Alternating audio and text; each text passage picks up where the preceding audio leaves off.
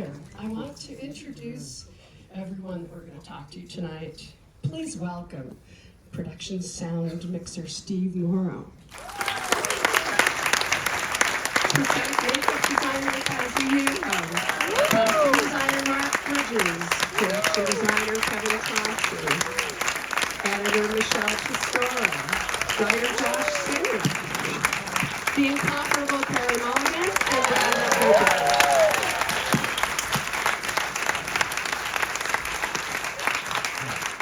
So I'm going to start out with Bradley, of course, and I just want you to retell the famous story a little bit about how you approached Steven Spielberg after he decided to direct West. Josh, you do it better, Steven, than I do.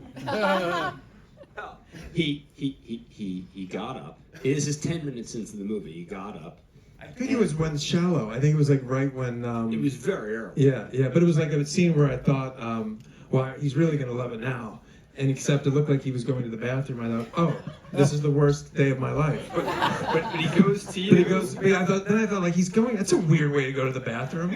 Is he trying to like insult me? Like right?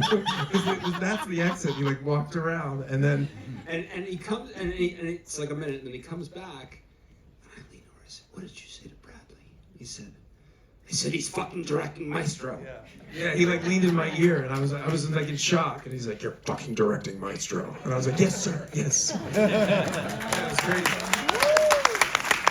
He can change your life, Steven Spielberg. No, I spoke to him yesterday at the AFI lunch, and he went on, and he said it's a personal story. And he really is proud of you, I think. So far, I have no evidence to the contrary. Just in case. So I was curious, can you tell us why you wanted to shoot in color and black and white? Sure. Many reasons, but the primary reason was when Josh and I were writing the script and we were writing a movie about a relationship, we knew that relationship was going to take place over many decades between me and this incredible actress, human being, Carey Mulligan. And we also talked about wanting the audience, the way one listens to a piece of music, that it starts and hopefully you're enveloped in it until the music ends. So that meant, not sort of marking time changes by chirons and all these things, but really trying to immerse ourselves into this world, their relationship. And my memory of the 40s and 50s, anything you see, it's that 1:3:3 aspect ratio, and it's black and white. It's footage of them, photographs, video. So clearly, I just thought, of course, we want to, that's the best way to immerse yourself, rather than us as an audience thinking like, well, okay, it's a color, but the stuff I remember, that kind of sounded like Lenny, didn't it? Okay, it's color, but it's like, what's happening? Get to the hospital. So just happens sometimes. And then that then leads to, and then we can sort of utilize that cinematically in the way we move the camera, because it's idyllic, it's about them falling in love. And we have this Fairfield house, and we can do that in black and white, and how that can represent the ideal aspect of what their hopes are for their relationship. And then color can be much more of a reckoning of the reality. And then we also have this beautiful location that is a production designed by the incomparable Kevin Thompson. And so that's how it all sort of started, but it all fed with the beginning of story. And then from there, the art comes. And then Mark Bridges and I talk about all of the various ways we can do that with wardrobe. And then that's when the beauty of the collaborative process of making a film begins. And that's what's exciting. So I'm going to go to Josh next, because I'm curious, you worked on this for 10 years, and you developed the screenplay through many, many iterations. And then you were suddenly working with Bradley. And what was the way that the two of you found Felicia Mont? You got it. I can. Montalegre. Thank you. So give me a chance to express something, and I'll take it. So how did you find it? This is the story that had to be at the center of the movie. Well, let's be clear. I didn't find it. I tried. Fred Berner and Amy Durning had brought me on, and Marty Scorsese as well, and. I did a lot of research, and I was a little lost, to be frank. Struggling with very much focusing on Lenny, and Felicia was a part but really was really the B story. And what was amazing was when Bradley came on board, I was joking with another writer today who was like, yeah, isn't it wonderful when the director comes on board and says, there's a lot of great stuff, but we're really going to have to go from scratch here. and it's terrifying, right? But what was amazing was, one, Bradley didn't want to toss me along with the script. And two, that, he almost immediately we started reading this book, The Private World of Leonard Bernstein, which is this wonderful book that was, John Gruen, who Josh Hamilton plays wonderfully in the movie, went and spent a summer with Lenny and Felicia in 1967 when Lenny was 50 and stepping down from the Philharmonic. And the book is really a portrait of the family. And we became, Bradley really, and then me very shortly thereafter, became fascinated with the family and with Felicia and with this marriage. And so it was really Bradley who sort of found that direction. And the great thing about a great director is a great director provides a true north. And he found it very quickly for us. So Carey, you and Bradley played games and improvised, and how did those things end up in the movie? I mean, in lots of ways. I think what we had on our side was time, because Bradley asked me in 2018 to play Felicia. And between the time that he asked me and the time that we shot it, we had multiple times when I would go to New York or LA, we would sit around and read the script, usually with Josh. And we went to Philadelphia, we narrated one of his operas, we narrated Candide together. We had time with, the Bernstein kids who were unbelievably generous and welcoming, but we just had all of this time together. We'd also known each other for a long time, not very well, but we had a history. So I think it was, we had enough time together as two actors and as an actress and a director that by the time we got to set, so much of it was play. Even the dramatic stuff felt like play. It felt so just wonderfully relaxed. I think that's what you get when you have a director that makes you feel very comfortable, and that's what we had. We had all of that time to work together. So yeah, there was lots of that. And also being able to do the dialect without thinking about it. That was a big thing for both of us, that to be able to do the dialect, it had to be where we weren't thinking about that we were doing a dialect. So there was just that prep going in was very helpful for that. One of the great scenes in the movie is the Thanksgiving scene. And there are many aspects of it that are really scary and risky. Bradley, Carey, I'd love you to both talk about this. Why you chose to shoot it the way you did, and how it felt on the day when you did it. I mean, there are many reasons why, and that's and you sort of discover them as the movie progresses. It always in our mind, our collective mind, it was you don't. They're always sharing the frame in the whole movie, and unless there's a disconnect, and that had to be like that, because then what follows is his deposition to the audience, to you, which is he's almost not ready to turn it. That's why his back is turned to us until the first moment, and then she has come to a realization after that fight, because the fight is all about her actually circling something but never getting to the truth for herself. And once the truth for herself comes, she's ready to face us, the audience, at the Palm Court to his sister, talking about she actually does feel hurt and she misses him. So that was always the way, that was one of the reasons. There's also like the punchline only works if you stay in that wide. The setup to the joke is, Snoopy in the vestibule and then Snoopy at the end. And then it's just talking to Kevin and Mark and Maddie Libatique, phenomenal cinematographer in the movie, and just talking about all of the ways that we can also tell the story in that composition. Like Lenny never wants to stay in the frame, and then but he wants the alcohol that's in the middle, and then he'll retreat again, until he feels so much anger towards her that he gets up only halfway. There's many things. But you did it in one long master shot. Yeah, because that's also about feeling like you're a voyeur. We were trying to tackle certain themes cinematically, not so much plot-wise. One thing being that the whole movie is rhythmically scored to Leonard Bernstein's music that many people won't know to the end of the film when we see it. And the other thing is wanting to explore cinematically their relationship to being famous and in the public eye, and that was sort of moments like that. The hope was you feel like you're not supposed to be watching this. And it was really the origin is when I was a kid and my sister and I would watch our parents fight. I wasn't in between them. I was sort of upstairs, kind of in that exact composition looking. So that's where it, I think, originally originated. But the truth is, it was effortless to shoot it because we had written it years ago. That was one of the first scenes, really, in the first month of writing, and it really almost never changed. So Carey and I had that scene that we were able to digest for years, and then so by the time we got to shoot it, it just felt wonderful. I loved it. Yeah, it was so fun. Well, of course, you like ripped me apart. Yeah. No, it was great. It was great, and it is. People so... like cheer. I'm like, oh. Yeah. And she won. It was really fun. But it was one of those things as well where, like, I absolutely love it when the camera's over there and you don't have to think about it. You know, it was in the corner of the room basically, and it was like doing a play. It was actually outside the room. It was outside the room. It was literally, yeah. So we were like in Kevin's incredible set, just living on our little fantasy fight world, and it was great. It was so much fun.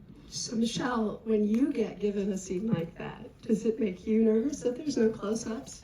Oh no, it's really easy. It's a good day. It's just one boom. Thank you, Bradley. Let's go to lunch. You're like, but there is this AI app, and we can make a close-up.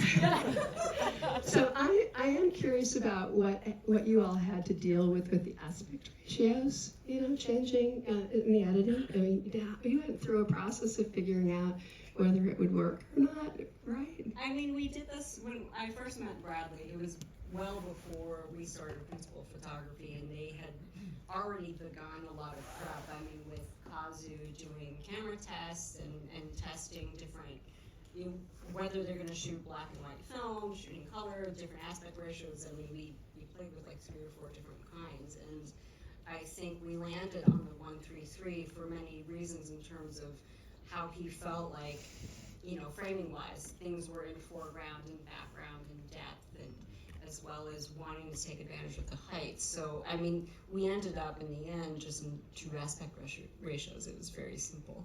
So I didn't have to think about that too much until, like, once we started shooting. So I was curious, Kevin, if the aspect ratios were part of your conception of the production design. Absolutely, especially in the opening scene where he wakes up in the Carnegie apartment. We had a configuration for how we wanted to lay that apartment out, and we knew that that the camera wanted to carry one shot wanted to carry him all the way through into the hallway of Carnegie Hall, but we did a lot of pre-visiting, and we adjusted the height of the loft depending on, we studied that aspect ratio with the design of that apartment, and we made adjustments to make it visible the way we wanted it to be. That was a really interesting, I think that was one of the first shots that Bradley described to me, and I think it went through many incarnations, and I think what we ended up with is very close to what you had in your head at the beginning. You know? No, you did it better. But the Dakota is amazing. So how did you get that authentic detail? That was the most important set for me because I had a close relationship with the Dakota building and also the legendary aspect of this apartment and the people that lived there and the life that they had when they were there. And I think it was really key for me to get it right. And I think from the beginning, Bradley preached authenticity and intimacy. If you can get the intimacy of the characters and understand how they live in terms of comfort or the details of their life, and if you can be as authentic as possible, then you've achieved what you need to represent that stage of their relationship. And I was so sort of excited for what Kevin and his team built. You know what it's like when you you get like a new toy and you bring your friends over, you're like, oh my god, you know what I mean? That's what I kept feeling like every actor, just that scene had so many actors, you know, and I was like, wait, hey! Because it was so, like you walk on sets and often you sort of have to use your imagination that you're not on a set. There was something about what you built, the level of specificity. Did you agree with that? I was just in a different thing just before this, an event, and someone said to me, I've been in that apartment. I was in that apartment. Yeah, I've been there. many people thought that it and I wasn't didn't built, have yeah. the heart to tell him, so I was like, cool. Like they let us shoot there. Yeah, Yeah. it's just, Yeah. And then he because goes he was back so to the field and says, what do you mean? We don't let them. And then we get sued. The best compliment. Yeah. So, Mark, you had fun with Lenny's sweaters, especially, I think, Great fun. and Felicia's evening gowns. So talk about how you played with the period. Repeat that, please. I'm sorry. Played with the period, the different I periods. loved it. What an opportunity to go through 40 years of the best part of the 20th century. From the 40s, I love that. I've never done the 40s, 50s. It's wonderful to be able to tell the story through different signposts of fashion changing, palettes changing, fit, and to build a life with clothes and giving hints along the way. But where did some of those sweaters come from? That's my secret. I have to say the combination of like Leonard Bernstein and Mark Bridges is lethal. Thank you. Yeah, in the best way. You'll never find this sweater.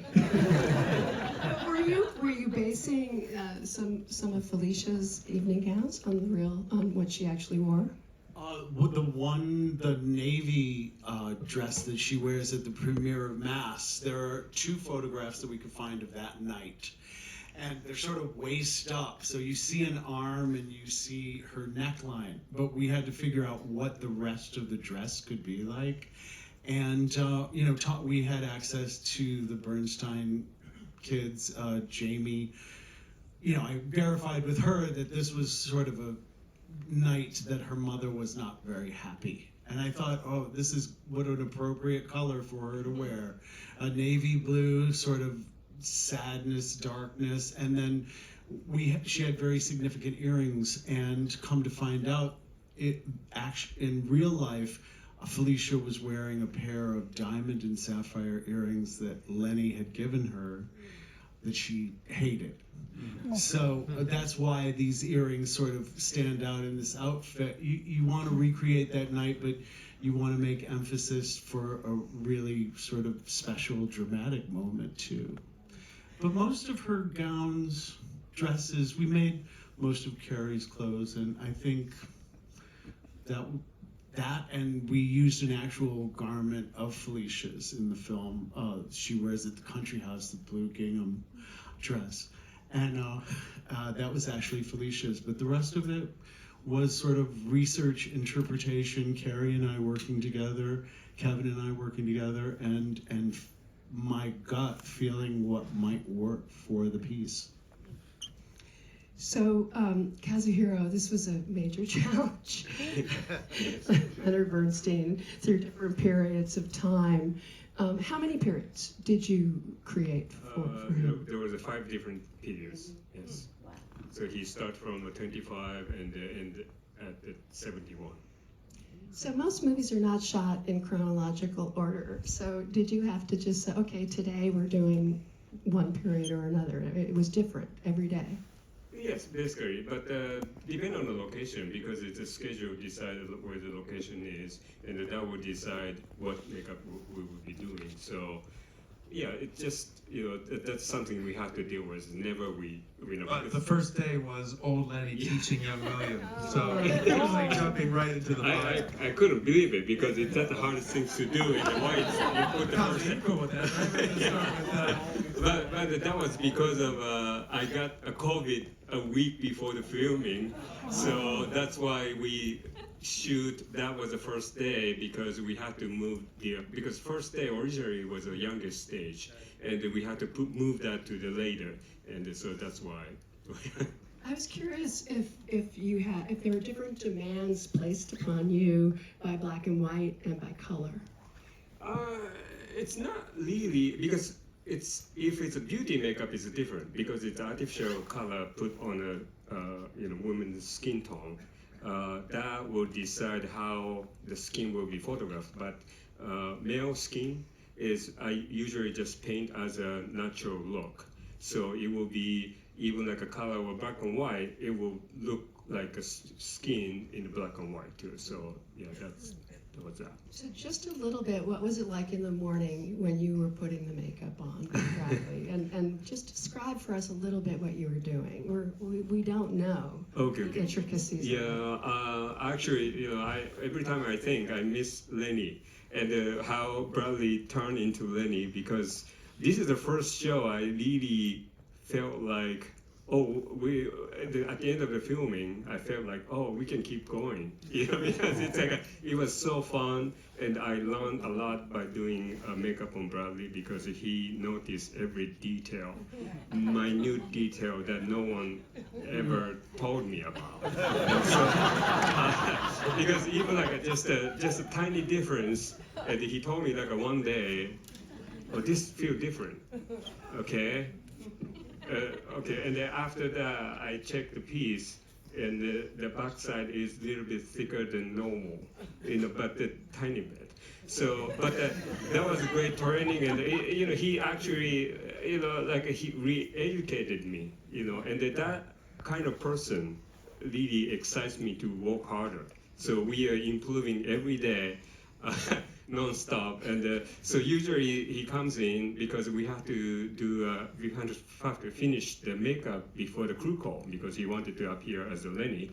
So that will automatically, our call time at least 2 hours earlier than normal, and we start the makeup, and gradually he going through the thinking mode and thinking about what he's going to shoot and why I'm doing a makeup on him, because we don't talk much. At the beginning we were talking, and he noticed I mess up if he talks. So just stay quiet. So the man who won the Oscar for Gary Oldman and Winston Churchill. Thank you. But so we start from applying a prosthetic piece, then start to paint, and finish the whole makeup. And the younger stage took about 2 hours and 30 minutes, and the middle stage is about 3 hours, and the last stage took about 5 hours. So whoa! So that really cut into your shooting day. Yeah, it's a tough day because the call time sometimes at 1 a.m. And and we start the makeup, and it's a long day, so it's quite tough. And he asked me to do a makeup by myself. Usually we make a team, but he noticed that because it's everybody has a different brain and eyes and hands, so to be consistent on both sides, and at the same time, he have a big task to do an actor, director, co-writer, and producer. So I think he needed a space. So that really helped, Bradley to focus on and get ready for filming. Yeah. Bradley, do I understand that you often stayed in character? Yeah, I guess so. It definitely felt like the crew was like, we got young Lenny today, this is gonna go faster. Old Lenny is like, it's gonna be a little more groovy. Especially like middle Lenny with the Coke, yeah. You know what we're gonna get that day. Neither did I. But it just made, yes, I did, yeah, I guess so. You tell me, I Carey, don't what was know. it like? Yeah, he did. Yeah. I mean, we made the movie without Bradley the whole. Yeah, they told me all about it after. No, it was Lenny directing and being there, and it was kind of weird at the end of the movie when he's not in makeup. Where it's like, whoa, who are you? Yeah. But it was a lot of it was, but it was also, it wasn't weird. Do you know what I mean? No, you don't. No, I just mean as in yes, but it was. I don't know how else you could have done it, really. I don't know how else you could have done it. You can't go in and out of a character like that. Like, you just, how do you do that? Yeah, I wouldn't If know how not to do to it. do that. It's all about, we're all trying to create this magical place, from production design to the wardrobe to how everybody can talk over each other by the incredible way that Steve Morrow and his team figured out how to mic everybody. So So those party scenes, and you know, the worst thing is when you're telling 200 people to just, you know, and everybody just felt free. So we just did everything we could to create an environment that people felt at ease and that they don't have to act really and can just explore. And the best way for me also to save time was just to be Lenny all day, because then no one else has to work to like, is it Bradley, is it Lenny? And I really owe that to the crew that didn't just laugh at me all day long as I'm like, so, you know, and beginning with Kazu didn't start laughing with me as like the transition would occur. But yeah, I think it just really helped create this illusion. But it also means that when other actors come in, you know, your biggest fear as an actor going into something is that your director's going to judge you, poorly, or that you'll somehow make a fool of yourself. And if the person who's directing the film is also taking the biggest swing from the minute you get to set and doing something that, like you say, like the crew didn't laugh, like he's doing something so audacious by just playing this person all day. Every other actor that comes in feels like they can fuck up or play around or whatever, and there's no judgment, and that's just the biggest gift as an actor, that you feel like, oh, this is just a playground, and look, our director is like pretending to smoke by a camera in Carnegie Hall, like, you know, and it's just so mad and so brilliant that it affords everyone so much freedom, and that's why actors just love this job so much. I actually think the crew was the same way too. It was like he gave the ability for the crew to be able to kind of experiment and play around and be fully invested in making the film and making it as authentic as possible. I think we all strive to be as invested as Bradley, you know. Also, Lenny was so fun too, wasn't he? Yeah. I mean, he was just like, I miss him, you know. Yeah. So Steve, I was going to ask you about the party scene. As I understand it, though, when you mic a lot of people like that, like how many people did you mic? I mean, we probably mic'd 20-ish people, and then we did some plant mics around, some booms that flew around a little bit to make it. This is unusual, right?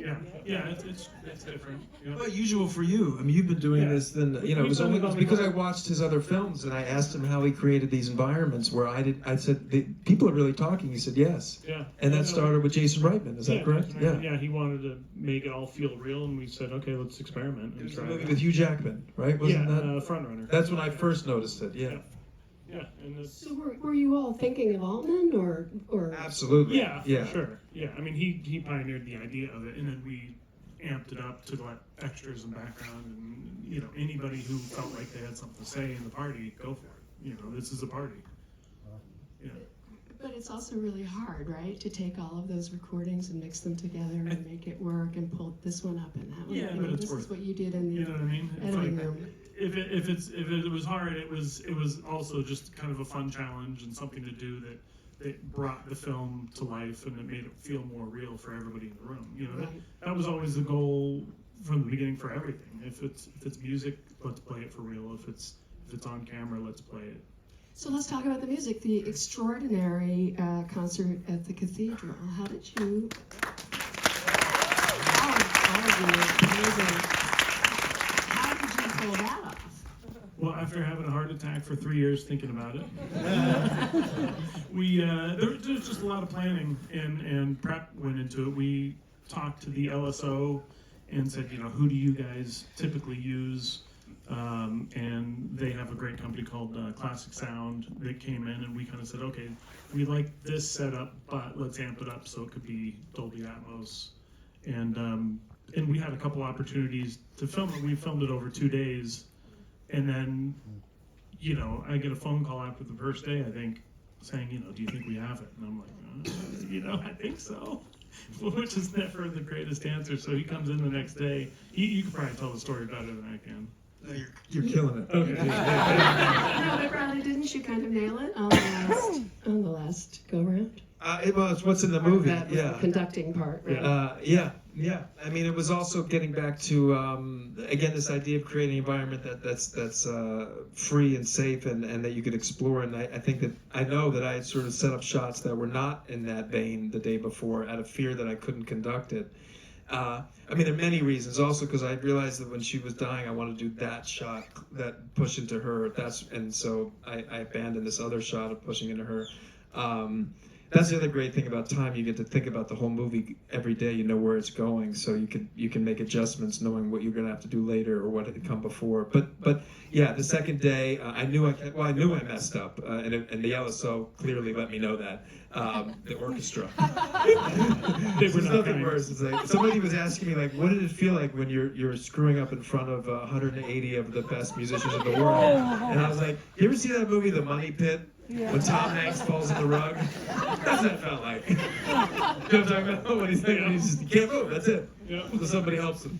But then the next day, again, out of necessity, something magical can happen, and I just sort of stayed calm and went back and thought about it, and I thought, well, you know what? What's the scene really about? It's about her coming. That's the whole point of the scene. It should really be a reveal, and it should be one shot.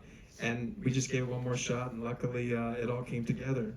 I think you say necessity, but it's really brilliance in what you've done throughout the whole movie, because there are moments like the fight scene that was thought of as a 2-day fight scene, and you shot it in 3 takes, and you went, yeah, that's it. And I think that it's not necessity. It was just the brilliance of knowing what the movie is and knowing how the story's going to be told, and knowing that the day before we shot way too many shots, it's never going to be the same movie.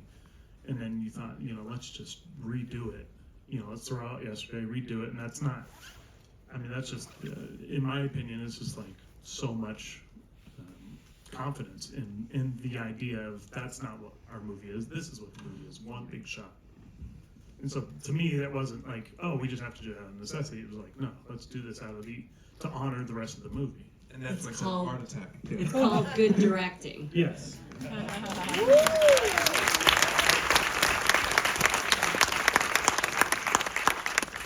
know what? That's a good way to go out. We've done it. I think we've done it. Thank you, everybody. Thank you.